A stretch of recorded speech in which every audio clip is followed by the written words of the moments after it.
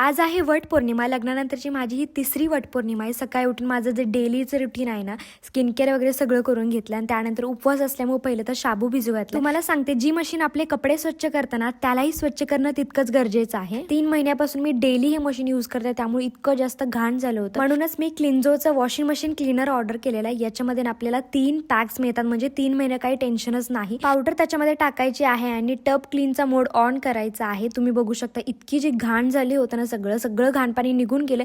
त्यानंतर मी वटपौर्णिमासाठी रेडी व्हायला लागले. आता मी माझी साखरपुड्याची साडी आहे ना, तीच वेअर करणार होते. मस्त असा मेकअप केला, त्यानंतर हेअरस्टाईल केली आणि हा माझा पूर्णपणे लुक होता. त्यानंतर ताट वगैरे सजवलं आणि मग वडाकडे गेलो पूजाईसाठी. दोरी वगैरे बांधली आणि मस्त असा आमचा कार्यक्रम झालेला आहे. फोटोज व्हिडिओ सगळं काढलेलं आहे, जे की येत्या व्हिडिओजमध्ये मी नक्कीच पोस्ट करेल. बरं, तुम्हाला जर हे प्रोडक्ट हवं असेल ना, तर कमेंटमध्ये लिंक टाईप करा, कारण इतकं त्याने स्वच्छ केलं ना. तुम्ही बघू शकता आफ्टर रिझल्ट किती छान आलेला आहे.